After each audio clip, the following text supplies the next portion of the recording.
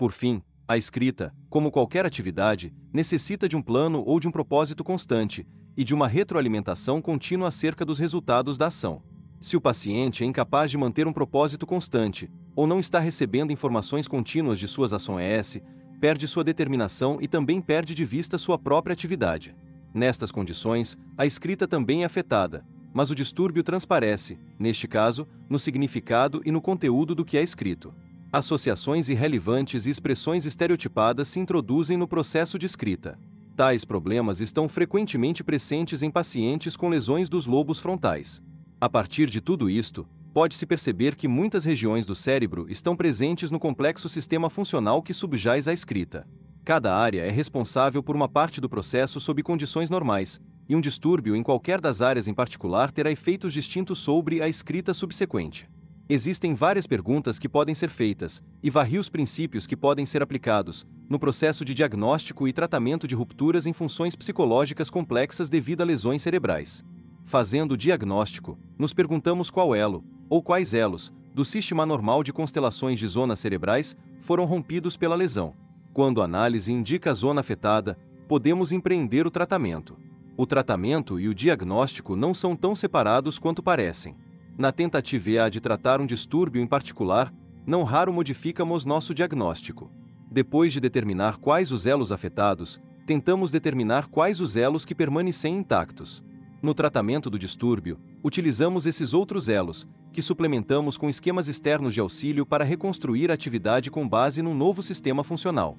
A construção e a manutenção deste novo sistema funcional pode levar um bom tempo de treinamento, mas ao fim desse período o paciente pode engajar-se na atividade anteriormente afetada sem qualquer assistência externa.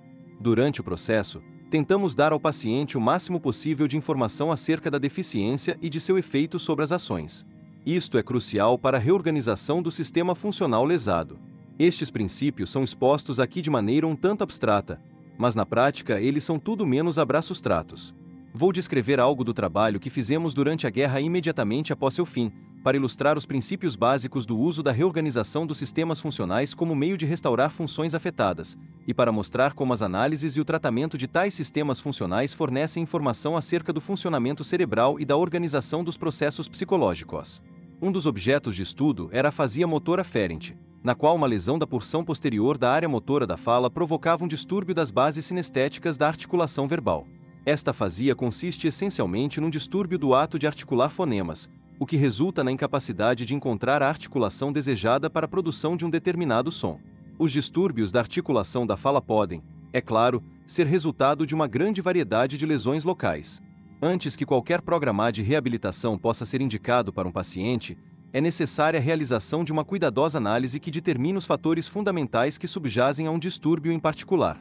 Deve-se deixar claro que os sintomas sejam causados por afasia sinestética, e não por afasia cinética ou de outro tipo, que muitas vezes acarretam em sintomas individuais semelhantes. O objetivo de nosso programa de treinamento é a reconstrução do sistema funcional de articulação da fala, substituindo os esquemas sinestéticos desintegrados por novos sistemas aferentes e extracinestéticos. Elevando os processos articulatórios que são automáticos e inconscientes em seu estado natural, ao nível da consciência, podemos proporcionar ao paciente uma nova base para a reestruturação da articulação. De maneira geral, nem todos os níveis envolvidos na construção dos movimentos do aparelho articulatório são igualmente lesados nos casos de afasia motora aferente. É muito frequente nos pacientes com lesões cerebrais que os movimentos imitativos ou simbólicos do aparelho articulatório se desintegrem, enquanto os movimentos elementares instintivos e da língua e dos lábios permanecem intactos. Assim, um paciente que não consegue tocar com a língua seu lábio superior após um comando do médico é capaz de realizar o mesmo movimento em situações espontâneas. Consequentemente, o melhor método terapêutico é aquele no qual o médico principia por descobrir quais são os movimentos residuais dos lábios, da língua e da laringe. Estes são utilizados para treinar o paciente a produzir sons. Por exemplo, para fazer com que o paciente produza conscientemente o som da letra P, o terapeuta dá a ele um fósforo aceso, que ele instintivamente assopra quando a chama começa a atingir seus dedos. Este processo é repetido muitas vezes, em várias circunstâncias. No decurso desta prática, a atenção do paciente é gradualmente concentrada nos elementos que compõem o movimento. O terapeuta mostra ao paciente como pronunciar o som correspondente ao movimento em questão e como coordenar isto com a emissão de ar. Para conscientizar o paciente dos componentes dos movimentos, o terapeuta rapidamente aperta e solta os lábios do paciente, ao mesmo tempo que aplica uma pressão a seu peito para produzir a emissão de ar desejada. Outros sons são compostos de maneira semelhante. Os sons das letras B e M são produzidos por um conjunto coordenado de atos corporais que é muito semelhante ao que produz o som da letra P, a não ser pelo fato de que a emissão de ar que os produz dependa de uma posição ligeiramente diferente do palato mole, e de uma pequena diferença também no grau de pressão dos lábios. Os sons das letras V e F são formados por um outro conjunto de movimentos coordenados, que têm em comum o ato de morder o lábio inferior. Para pronunciar o som da letra U, o paciente forma uma pequena abertura esférica com os lábios, colocando um pequeno tubo na boca. Para produzir o som da letra A, sua boca se abre um pouco mais. Baseando-se nesta análise das necessidades articulatórias de cada som, o programa de reaprendizagem da fala começa utilizando algum movimento real dos lábios, da língua e da laringe. O paciente é então conscientizado deste movimento e, através de muitos esquemas de auxílio exteriores, é ensinado a reproduzi-los conscientemente. Entre os esquemas exteriores de auxílio que utilizamos estão diagramas, espelhos e mesmo a própria letra impressa. Pode-se ensinar um paciente a articular um som fazendo perceber a estrutura do som a partir de um diagrama que representa as posições relativas dos elementos. Motores necessários para a emissão desse som. Um espelho também é muito útil. Sentado ao lado do terapeuta e observando num espelho as articulações necessárias à produção de um som em particular, o paciente passa a construir suas próprias articulações. Durante muito tempo, o esquema visual e o espelho são os principais meios de que dispõe o paciente para aprender a pronunciar diferentes sons. Passa-se então a utilizar a letra impressa. A escrita é uma poderosa auxiliar, porque permite ao paciente que coloque diversas variantes de um mesmo som na mesma categoria. Os P são como os M, os V são como os F, ao mesmo tempo em que ajuda na diferenciação entre sons que são muito parecidos em sua composição articulatória, B versus P. O uso destes auxílios externos, em especial da letra impressa, leva a uma reconstrução radical de todo o sistema funcional da articulação, de modo que esta passe a ser realizada através de mecanismos totalmente diferentes dos naturais. Essa reconstrução, que utiliza um sistema complexo de signos externos culturalmente mediados, é uma ilustração do princípio segundo o qual uma função superior pode substituir uma inferior na restauração de um determinado processo prejudicado por uma lesão cerebral.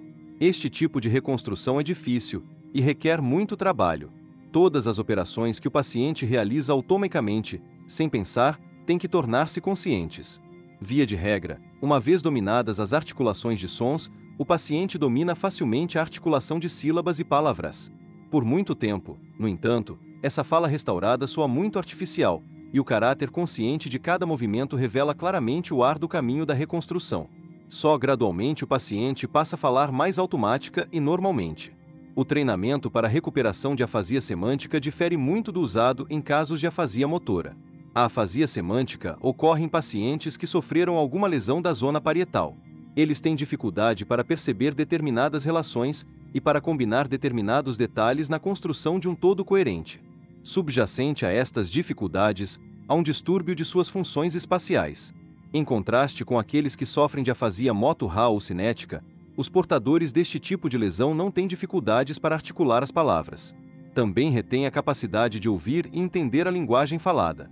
ZUA. Capacidade de uso de símbolos numéricos e de diferentes tipos de conceitos abstratos também não é afetada. São capazes de repetir e de entender muitas frases que simplesmente comunicam através de uma sequência de irmãs verbais, como: num dia ensolarado, a floresta estava absolutamente silenciosa. Os pinheiros não se agitavam. Flores se espraiavam pela grama verde nova. Este tipo particular de afasia só se manifesta quando os pacientes têm que operar com grupos ou arranjos de vários elementos. Se perguntamos a eles, onde está o amigo de minha irmã? Ou dizemos, aponte para o lápis que tem uma chave desenhada, eles não entendem o que está sendo dito. Como colocou um dos pacientes, sei onde há uma irmã e onde há um amigo, mas não sei quem pertence a quem. Isto é típico de pacientes portadores de afasia semântica, que são incapazes de compreender imediatamente as relações entre os diversos elementos de uma construção gramatical complexa. A capacidade destes pacientes de perceberem as relações conceituais envolvidas nestas construções não pode, via de regra, ser incrementada pela prática extensiva, pelo aprendizado mecânico ou pelo treinamento prático. Construções gramaticais que são facilmente dominadas por uma criança de 5 ou 6 anos não se fazem acessíveis mesmo aos pacientes mais instruídos, cuja habilidade de síntese simultânea de palavras foi afetada. O método básico de nossa terapia para estes casos era evitar aquelas dificuldades insuperáveis para os pacientes e substituir a percepção direta de relações por um raciocínio sequencial, pelo uso de diversos auxílios externos. Estes métodos eram geralmente usados quando ensinávamos os pacientes a entender construções inflectivas e prepositivas. Por exemplo, demos a pacientes que eram incapazes de entender a relação expressa pela frase "o círculo sobre o triângulo" ou "o triângulo sobre o círculo" o seguinte desenho, que poderia ser utilizado por eles para transformar a relação complexa em relações mais simples. Ao lado de cada figura sombreada um mote que transforma a preposição relativas acima, abaixo, numa expressão absoluta, por cima, por baixo. Este desenho permitia ao paciente que substituísse a incompreensível relação "o círculo sobre o triângulo" por outra que ele pudesse entender diretamente. O círculo está por cima e o triângulo está por baixo. Fragmentando a fórmula gramatical complexa, o paciente pode dominar as relações que ela continha, mesmo sem experienciar a impressão direta de relação, que normalmente é essencial para o perfeito entendimento deste tipo de frase. Utilizando métodos análogos de reabilitação quando os pacientes eram incapazes de compreender relações possessivas como o irmão do pai ou o amigo da irmã. Embora essas técnicas terapêuticas para a compreensão de tais relações possessivas dependessem criticamente da estrutura da linguagem russa, que muda o final das palavras para marcar relações gramaticais, o método básico permanecia o mesmo. Ensinávamos os pacientes a fragmentarem tais frases até conseguirem uma forma simplificada, para então realizarem a análise apropriada. Muitas vezes, os pacientes que sofrem deste tipo de afasia só conseguem entender estas construções gramaticais complexas através de sua análise indireta. Com o tempo, este processo vai se tornando cada vez mais rápido e automático. Só em casos muito raros, no entanto, ele se tornará tão automático que chega a se parecer com a percepção direta de relações pela qual os indivíduos normais entendem este tipo de frase. Ainda que a reconstrução do sistema funcional não restaure a função cortical afetada de volta à sua forma original, atingiu o resultado desejado em todos os casos que analisamos. Não só as mais diversas funções individuais podem ser afetadas por uma lesão cerebral. O sistema funcional mais generalizado que subjaz ao pensamento ativo também pode ser perturbado, como resultado de uma lesão aos lobos frontais, em particular nas proximidades da área pré-motora. O que distingue este tipo de lesão é um distúrbio no pensamento espontâneo. Os pacientes portadores de lesões dos lobos frontais não apresentam perturbações acentuadas na estrutura de suas operações mentais individuais. A estrutura lógica de seu pensamento permanece intacta. Na verdade, estes pacientes à primeira vista não parecem sofrer de qualquer deficiência marcante em função de seu ferimento, além de uma certa lentidão e falta de jeito. Sua articulação de palavras e reconhecimento auditivo não são afetados. Os pacientes são geralmente capazes de ler e escrever, e não têm dificuldade na resolução de problemas intelectuais simples. Mas uma investigação mais cuidadosa revelará que os que sofrem deste tipo de lesão frontal têm problemas que são, de certa maneira, mais sérios do que os distúrbios de operações especializadas. Suas deficiências estão associadas a uma quebra de atividade produtiva e do pensamento ativo. Ainda que estes pacientes tenham preservado seus processos mentais acima, por cima abaixo, por baixo acima, por cima abaixo, por baixo praticamente intactos, não conseguem utilizá-los ativamente. A primeira reclamação que nos era feita por estes pacientes geralmente estava ligada à fluência de seus pensamentos. Eram características as afirmações como: "Meus pensamentos não fluem. Minha cabeça está vazia.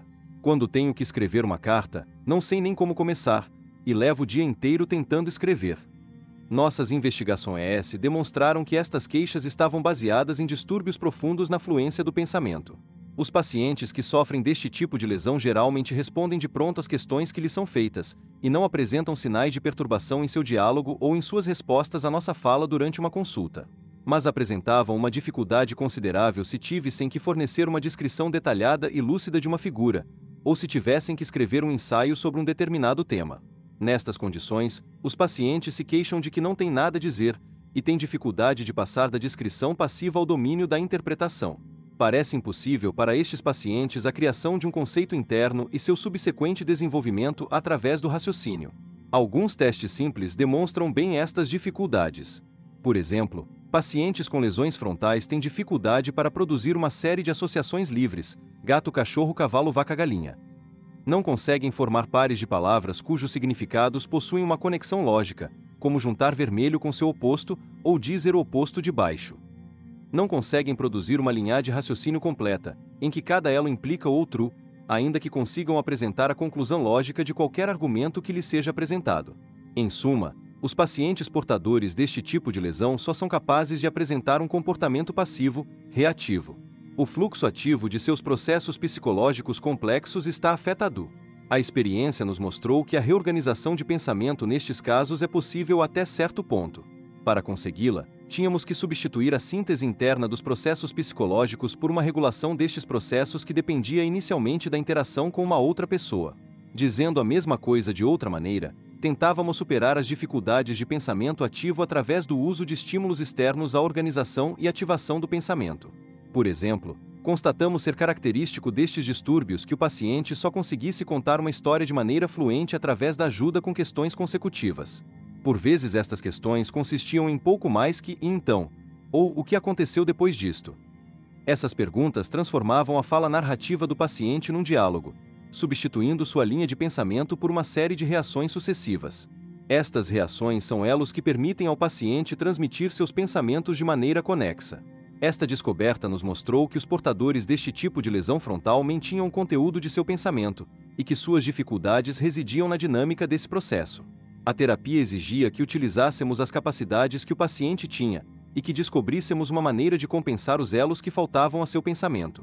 Como nossas observações haviam demonstrado que o pensamento do paciente fluía de forma mais ativa quando ele falava com outra pessoa, sugerimos que imaginasse estar falando com uma pessoa que lhe fazia perguntas. Estaria então conduzindo sua fala como um diálogo interno com um interlocutor imaginário. Este esquema às vezes funcionava, mas nem sempre era suficiente. Era mais eficiente darmos ao paciente uma série de signos auxiliares, que serviriam como elementos externos de auxílio para a organização de sua narrativa. Quando instituíamos esta prática, o comportamento do paciente se comparava ao de um mnemonista hábil, que é capaz de lembrar-se de uma longa série de palavras com a ajuda de uma série de estímulos auxiliares, internos e autogerados, a não ser pelo fato de que o paciente dependia de estímulos externos que lhe eram fornecidos. Começamos pedindo ao paciente que lesse algo e que fizesse comentários coerentes acerca do que estivesse lendo.